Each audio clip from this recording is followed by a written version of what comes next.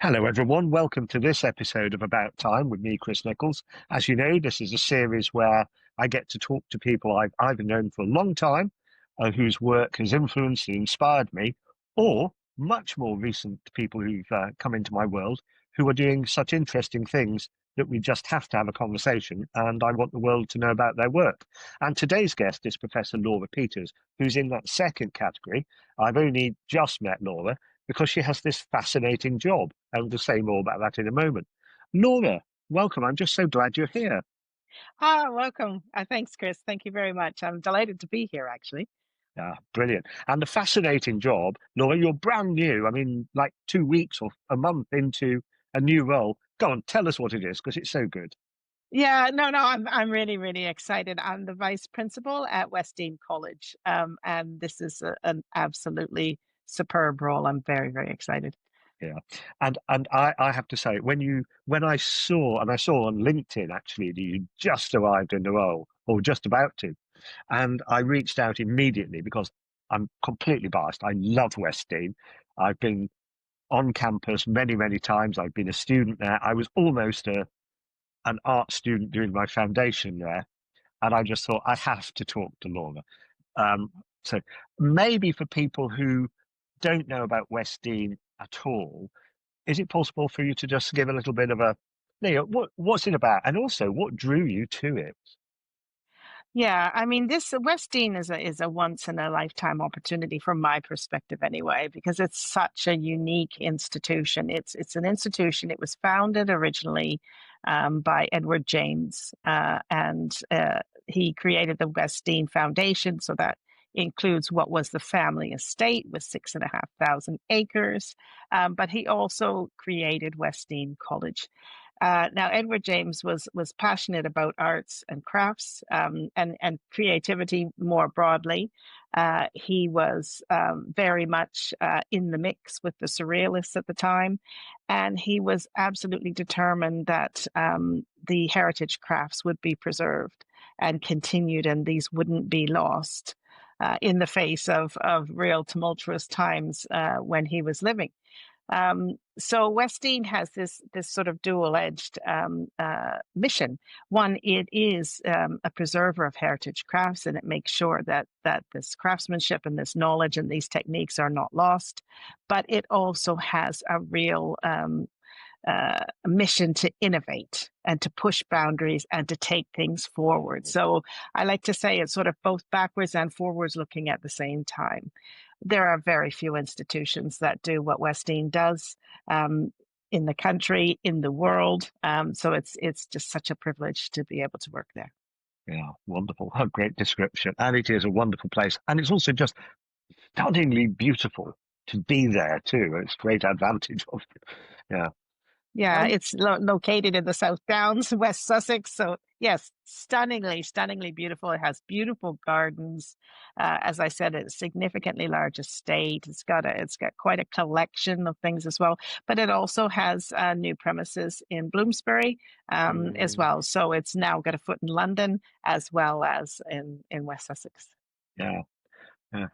So, I mean, we could start in all kinds of places, but I think it'd be great for listeners and viewers to know something about you and how you come to be in this role. So, what tell us a bit of the story about what came before Westdean. Okay. Yes, I've had quite a lengthy career now in higher education, and the majority of the career has actually been in academic leadership roles in higher education. I initially entered academia, as most people enter academia, because I was kind of passionate about my subject, passionate about teaching students, passionate about research. And once I was in the job, I also realized that part of my contribution could really be around leadership and Oh, taking things forward. I'm very much a people oriented person, very much mm, enjoy working with people, help shape things and take things forward. So I've been doing that for a number of years and went through all of the leadership roles that you would expect, from leading programs to departments to being dean, and my last role was pro vice chancellor, and I had a massive portfolio of research, knowledge exchange, academic development, and transformation. So it was a wide-reaching portfolio, but it was, I grew through that whole journey. And that part of that has set me up for this role in Westdean, being vice Yeah. principal Westdean. Yeah. So what's your academic specialism when My academic when we specialist, go back yeah, far yeah, enough? Yeah. yeah. Yeah. English literature was a Ah, specialism, and a Victorianist specifically. And I was absolutely fascinated by that period because of the real interests I had. And this comes from my Canadian roots as well, in terms of issues to do with imperialism, colonialism, race. And I was specifically interested also in that orphan figure and what does that mean in terms of identification and position in society, etc. So I was always working on those issues much earlier than people were focusing on them. So I was always a little bit kind of out there, but very interested in the legacy of the Victorian period, the whole post-colonial movement that followed on from that. And in many ways, that particular specialism set me up very nicely also for leadership. The focus on those power structures, on mm, issues to do with race and EDI, on issues to do with identity, are all live topics in leadership today. And the ability to kind of critically think and analyze and do the research necessary. These are all things that you end up using. yeah. Transferable skills, I think we like to call them. Yeah, absolutely. So lots of people I talk to now, one of the reasons I do this podcast is because as you know, Laura, I teach on something called the TMP, the Top Management Program, which lots of folks in higher education do when they're moving into pro vice chancellor positions, so joining executive teams for the first time, and they could be academics or professional service staff. But the story quite often when I ask people, how did you come to be a leader? Um, Quite often it's either accidental, it was my turn, but I discovered that I loved it. Or there's another strand, which is, no, I always knew I wanted to do it. And I just wondered, are you in either of those or are you something completely different? I'm probably in both of those. Yeah. It certainly was my turn. But I've always been a person that looks to pull people together, looks to actually try to plan, to think things, and the higher I went up, then to strategize. And Mm, then to be more reflective about leadership and what that actually meant, because I think it's improving now, but it's still very much a kind of invisible skill, and people end up in these leadership positions sometimes better prepared than others. But I am a TMP alumni, cohort 47. So if anybody's listening, hello to you out there. And that was, as you said, really essential for me to take that step from being a dean to being a PVC, because it helps give you that larger perspective. It helps you reflect much more on your leadership, on the impact of your leadership, as well, because those things are very, very important. yeah. I mean, this is, re really interesting, how we learn to be leaders. And it's kind of an academic interest to me because my academic background, at least these days, is in organization development and leadership development. And I'm fascinated by the balance between stuff you do on courses and stuff you learn by being in a role and reflecting with colleagues. Um, and I'd just like to get a sense in, what it is that has made you the leader that you are. Um, and you could almost start any way you take your fancy to. I mean, what has shaped you as a leader? Um, yeah, it's a very, very interesting question. Just as I was answering your previous question, I was thinking about the idea of, is it my turn or is it something that I always wanted to do? And Yes. perhaps I haven't explored fully enough the fact that it is something that I've wanted to do, because as I was answering, I was reflecting and I thought, well, as a student, I put myself forward and had elected student leadership roles, and I'm Mm. kind of thinking, it's a space that I've always moved into. Yeah. It's a space where I've always felt that I've got a contribution to make, and it's a space where I actually feel comfortable. So perhaps it was something that I always knew that I wanted to do, but that didn't surface overtly. But I Yeah. found Hmm. myself moving into those positions continually.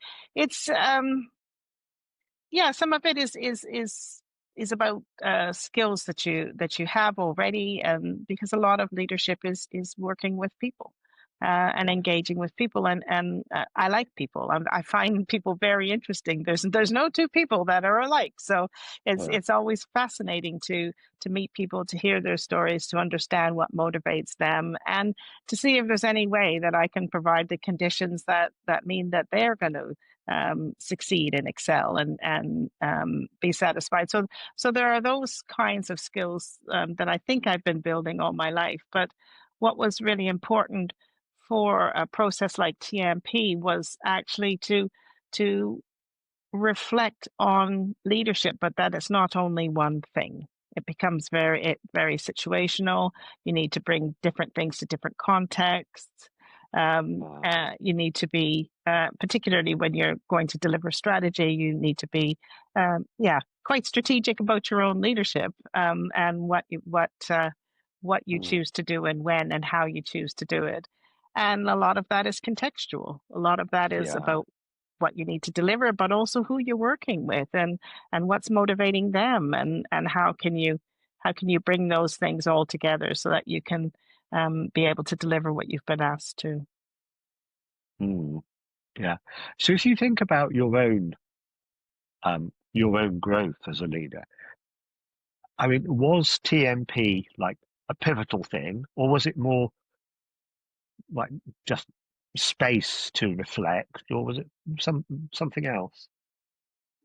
Well, one of the things that I enjoyed tremendously about TMP was meeting the other people on the course. Yeah. That in itself was Mm. fascinating. And as you said, it stretches across sort of academic professional services. So it's just people in Mm. leadership positions across the piece.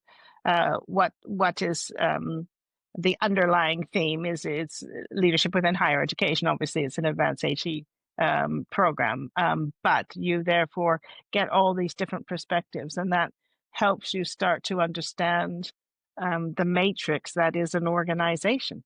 Yeah. Um, because you just need to understand the impact of things, people's perspectives, different objectives, and how the whole thing fits together. So, from that perspective, it was completely invaluable because I really wouldn't, even sitting on our executive board at the time, I really wouldn't have been able to kind of put all those pieces together. So I guess it's also partly what you led with as well, the time to reflect, Yeah.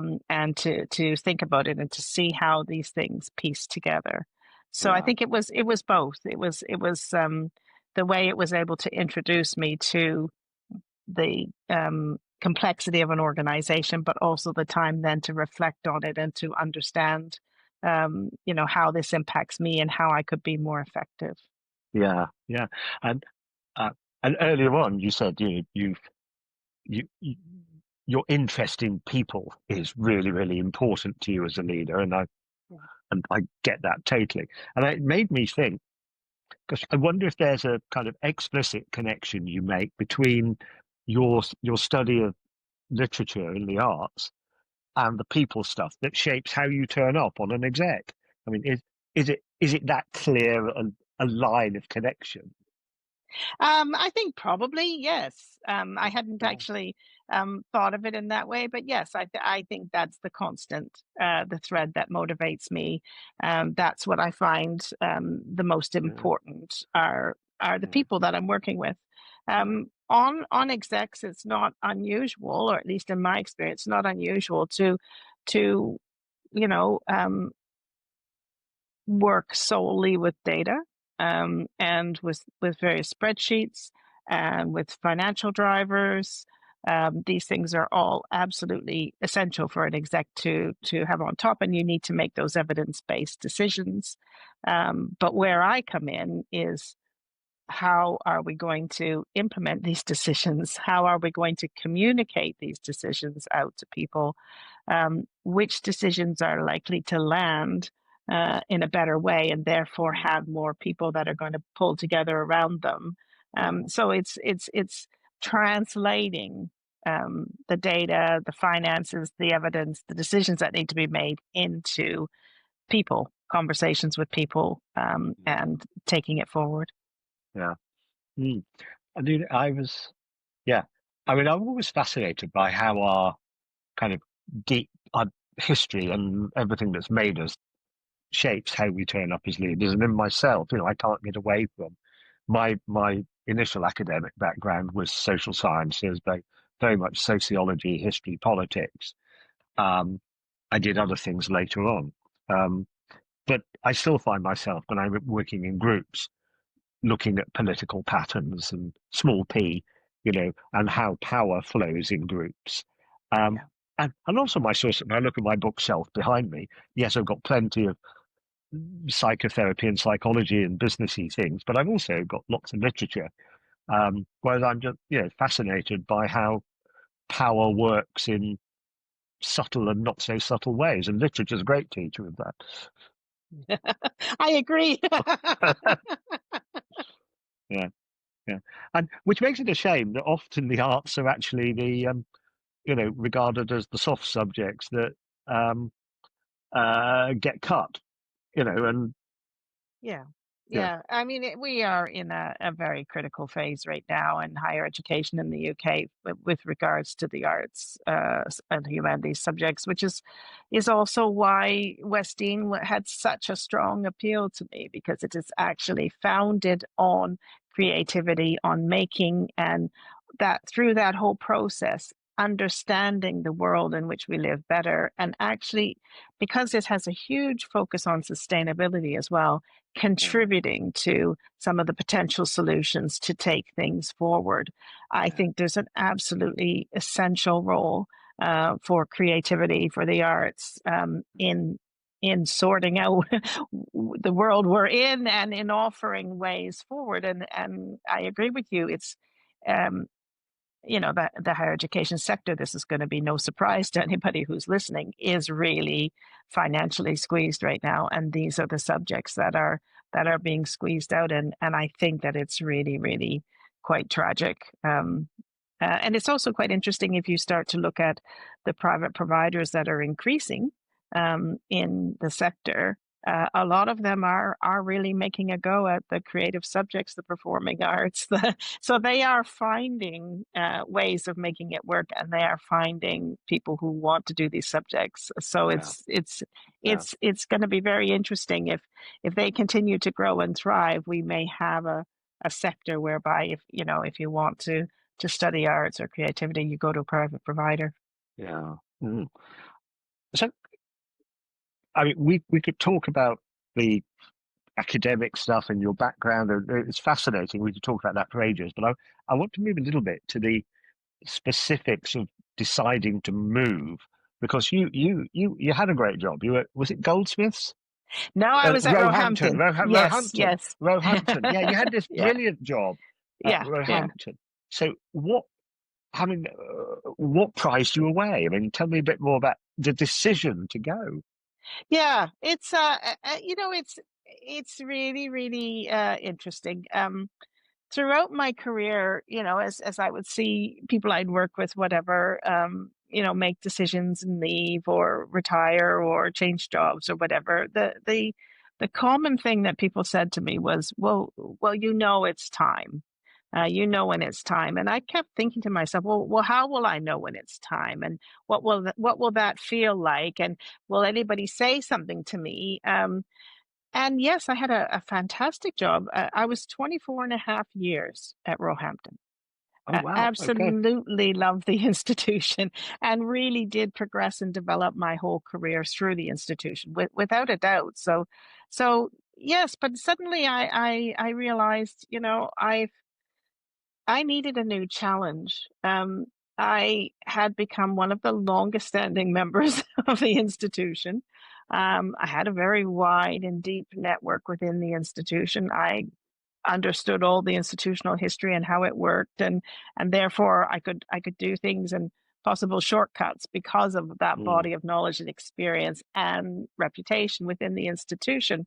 Um, but I was looking for a new challenge. I was looking for mm, something that was going to help me develop further, and I realized suddenly I would probably have to do that at a different institution, not because there was a lack of opportunity at Roehampton, but because it was the place that I knew and that had shaped me.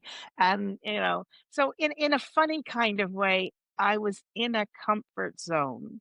And there was a moment in which you decide, do you stay in this zone and see out the rest of your career, or do you look for that new challenge? And I decided to look for that new challenge. And the fact that West Dean, the opportunity came up, the uniqueness of the institution, but also to be able to focus back on sort of arts and creativity.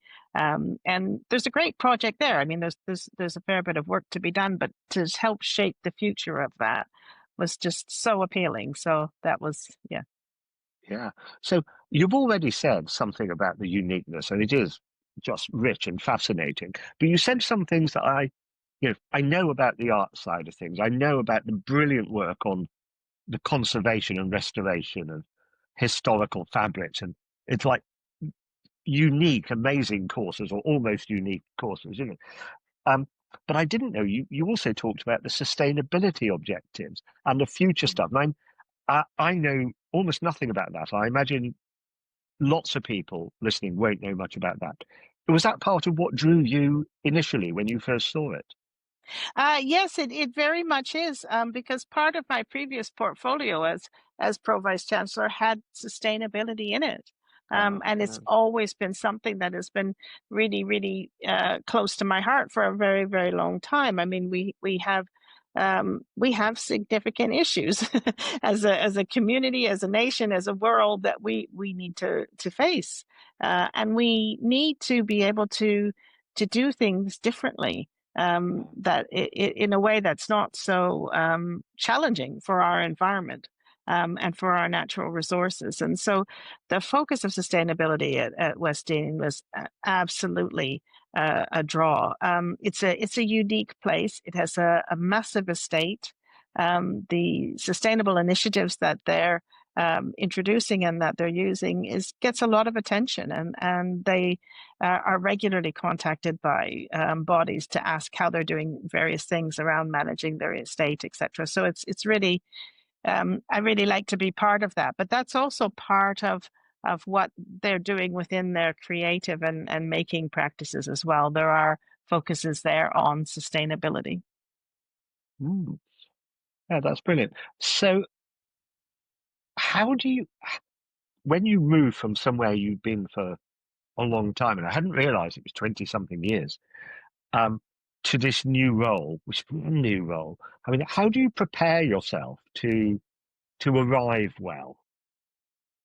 Yeah, I think the first thing, just on a human level, was really about dealing with my own nerves and dealing with that little voice on your shoulder that says, "Can you actually do this?" Because as I've mentioned, having been at Roehampton for so long, my network across the institution was extensive, and it was very deep. So, you know the people that you need to talk to at certain points. You understand the culture. You know um, the things that people are going to be able to rally around. You know what's going to be more challenging discussions. All of these things are there as part of your toolkit, and you then work accordingly. I'm going into a new environment now where um, I don't know the people and they don't know me. And that's, I think, a significant issue as well, because I was very well known in my previous job, and very well respected and trusted. So it is now about going out and meeting people, listening to their concerns, building that trust, and establishing myself in the role. Now, I won't have 24 years to do it. So part of what I've been preparing to do is thinking, well, how do you boil down the essence of what you need to do in terms of getting to know the institution, getting to know people, letting them know you. What do you need to do? How can you do that? Fairly rapidly, because the immediate thing is, there are problems, as in any institution, and it's a moment to kind of shape the future direction.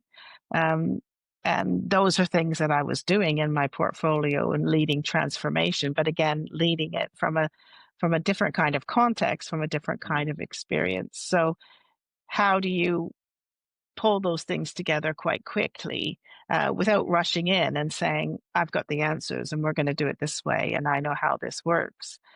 Because the key thing for me to do, really, I've decided is to listen. And that's how I'm preparing, is to set up a lot of meetings with people, to go and meet them initially and to listen to what they have to say. I've done my own research on the institution. Obviously, I did that when I was interested in applying for the institution, and I've continued to do that, subsequent to being appointed. So I'm gathering all of that other kind of evidence base, but it's the people thing that is going to make or break this whole phase in the project. And so I need to go and listen and really trust that I now have the knowledge, the experience, and the ability to be able to very quickly pull together what the culture is, and what people are going to, the values of the institution. What are people going to rally around? How can we move it forward? And are you um, as you move into this, I imagine there's a dance between the fire in your belly for possibility. You must, like when you took yourself to the interview, you must have had a story to tell about what the future might be, and the openness to hear other people's views. I mean, how do you balance between the fire in your belly and the listening? Yes, absolutely. I mean, yeah, I've got ideas. I'm excited about it. I think there's some Yeah. things that could be added in terms of the innovation piece. That's really, really excited. And I'm really keen to learn more around the heritage piece. How do I balance it? I just have to keep reminding myself that um, the reason why I was successful as a leader is because people recognized me, my leadership, the fact that I wanted to work with them, and that I could build a team and we could move forward. If you rush any of those steps and go immediately to this is the solution, then you won't have that foundation and the whole thing will crumble. So I have to keep telling myself, what I need to do now is you need to do the basics, those building blocks about building that foundation. And that is getting to know the people, understanding what's motivating them, making sure that your sense of what the values are what the values are that people are articulating to you, and then starting to pull together. Undoubtedly, these great ideas that I have that I said in Mm. interview will change, because Yeah. everything is contextual. So once you get into the context, you realize, um, what's going to work, what's not going to work, what you can push in terms of innovation, and what you may just have to shore up. Mm. Yeah. And I should know the answer to this, but I don't. I mean, does Westdean earn its money like most universities, and impacted by the pressure on fees, or does it have a lot more private money from private fee paying students? I've no idea how it works. Well, yes. So the interesting thing about Westdean is it's a private provider, but it doesn't have degree awarding status. So its degrees are validated and awarded through the University of Sussex. Um, Okay. and it has an absolute thriving short course program. Mm. And that's something that sort of sits outside the HE provision. Okay. So it's quite interesting there, because Mm. you can pull together and have a certificate if you do a number of them. But there's also people who are interested in doing them as kind of one-offs. But there's lots of practitioners who Mm. would like to do some for CPD to learn those new techniques and that kind of innovation. So that's a part of its portfolio that I know in higher education, I know universities are trying to develop the portfolio around short courses and continuing education, et cetera, everybody in advance of the lifelong learning entitlement. But it's something that comes to Westdean quite naturally because of Yeah. the uniqueness of what it does. And it also has these fabulous gardens and a significant estate. So its income base is very different in that way from a university. It has funders and donors that are prepared to help and support some of the Mm. skills bases because that they're actually training the people that will go into those Yeah. professions. Yeah. Yeah. Yeah. I wonder. Maybe it's too early for you to say this, but I'm just wondering if, yeah, higher education more generally can learn something from the unusual heritage of Westdean. I mean, do you think? Yeah. Yeah, I think so. I mean, I had increasingly been interested in my previous job in what the private providers were doing because I was increasingly finding them appearing in our UCAS competitor set. Mhm. So I think Westgene is really quite unique, and I think there is a lot in terms of the sort of teaching methods, the focus on the skills and the making, etc. Mm. That universities may very well learn something from, and also how it's commercialized through its short courses, etc. But I think more generally in HE, that possibly universities should be looking more at the private providers and understanding how they are setting themselves up and how they are how they're delivering. And, because I think there's a kind of agileness there. I think they're Mm. setting up business models that have lower cost bases, etc. Some universities will be able to replicate that, others won't. I mean, obviously they've got big, big estates, etc. But I just think that there are things going on in the private provider side that the universities may want to have a look at. Certainly, they'll be finding them in their competitor sets. Yeah, absolutely. Fascinating. Um, we're we're towards the end of our time together, and I want to make sure that um, I've given you space to say all the things that matter to you in this move. But one of the things that's still on my mind is just how will you judge your own success? 5 years from now or 10 years from now, how will you say, yeah, Laura, you've done a good job? Um, yes, there's some strategic objectives that have shaped quite quickly at Westdean about the need to shape the future. So if we achieve those, if I can say, in 5 years that we've achieved those, I'll be really pleased. I mean, on a personal level, if I see the college thriving, if I see the people that are working there thriving, and happy and satisfied in their jobs, I mean, that for me is what success is. On an institutional level, we need to shape that future direction, and we need to make sure that we've got it on a sustainable footing going forward, so that this wonderful institution continues on, and many, many more generations can benefit from it. Uh, Laura, it's fascinating. I could listen to you for ages because I just love West Dean, and I love the fact that you bring the arts so explicitly into your leadership. But I'm afraid we are going to have to stop. So let me have a moment to say thank the viewers, and then I'll come back to say a final thank you to you before we close. So everybody, really enjoyable episode. It's been fascinating to meet Laura here and to learn more about West Dean.